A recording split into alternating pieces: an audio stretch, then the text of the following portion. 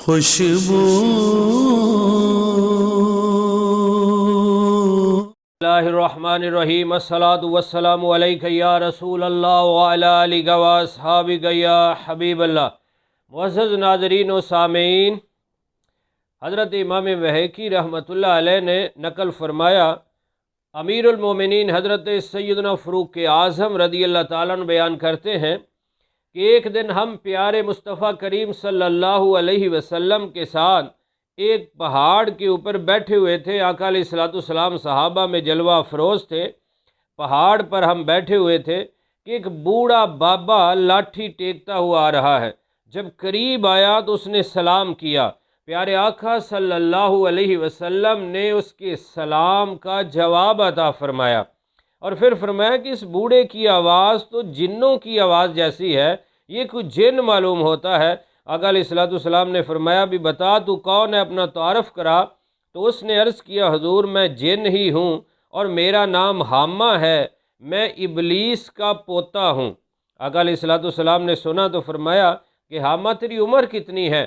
اس نے عرض کیا، یا رسول اللہ صلی اللہ علیہ وسلم جتنی دنیا کی عمر ہے اس کے قریب قریب ہی میری عمر ہے۔ جب آدم علیہ السلام کے بیٹے قابیل نے حابیل کو شہید کیا تھا، قتل کیا تھا، اس وقت میں سمجھدار بچہ تھا، پہاڑوں پہ دوڑتا پھرتا تھا، لوگوں کے غلے چوری کر لیا کرتا تھا، لوگوں کے کھانے چوری کر لیا کرتا تھا، اور وسوسے بھی ڈال لیتا تھا کہ وہ اپنے عزیز و اقربا کے ساتھ بدسلوکی کریں، برا سلوک کریں۔ آقا علیہ الصلوۃ والسلام نے فرمایا کہ پھر تو بڑا برا بندہ ہے۔ عرض کیا، یا رسول اللہ صلی اللہ علیہ وسلم مجھے ملامت نہ فرمائیے، میں نے توبہ کر لی ہے اور آج بھی میں آپ کی بارگاہ میں دوبارہ توبہ کرنے آیا ہوں، اور اس سے پہلے میں نوح علیہ السلام کی بارگاہ میں 1 سال رہا ہوں، ان کی صحبت سے فیض پایا ہے، میں مسلمان ہو گیا ہوں، توبہ کر چکا ہوں۔ دیگر نبیوں کی بارگاہ میں بھی میں پہنچا اور سارے نبی آپ کا تذکرہ کر رہے تھے اور انہوں نے آپ کو سلام بھی بھیجا ہے۔ عیسیٰ علیہ السلام نے بھی آپ کو سلام بھیجا ہے، ان کی صحبت میں میں نے پائی ہے، تو آج میں نبیوں کا سلام پیش کرنے آیا ہوں، سلام قبول فرمائیے۔ آقا علیہ الصلوۃ والسلام نے سلام قبول فرمایا، پھر اس نے عرض کیا، حضور مجھے توبہ کروائیے اور کلمہ پڑھائیے۔ آقا علیہ الصلوۃ والسلام کا غلام بنا، پھر عرض کرتے ہیں، حضور جو آپ پر قرآن نازل ہوا ہے، اللہ کی لا ریب کتاب، جو سب سے افضل و اعلیٰ کتاب آئی ہے، اس سے مجھے بھی کوئی سکھائیے۔ تو آقا علیہ الصلوۃ والسلام نے اسے سورۃ المرسلات، اما یتساءلون، سورۃ اخلاص، فلق اور ناس، یہ صورتیں سکھا دی اور فرمایا کہ حامہ جب بھی تمہیں کوئی حاجت ہو میری بارگاہ میں آتے جاتے رہا کرو۔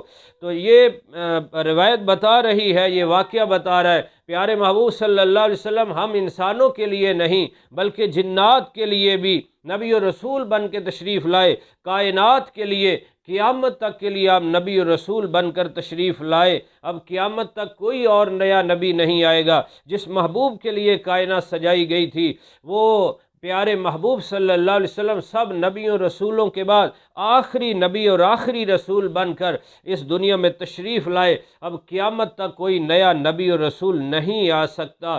پیارے آقا صلی اللہ علیہ وسلم کی نبوت اور رسالت کے ڈنکے بجیں گے۔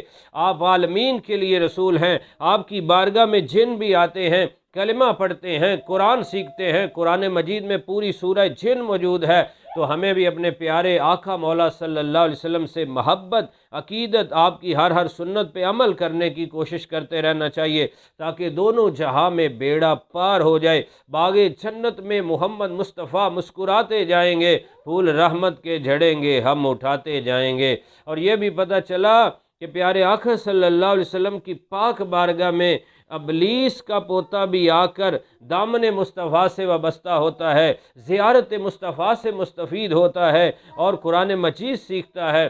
اللہ رب العزت پیارے آقا صلی اللہ علیہ وسلم کے نورانی فیضان سے ہمارے سینے روشن و منور فرمائے، آمین بجاہ النبی الامین صلی اللہ علیہ وسلم۔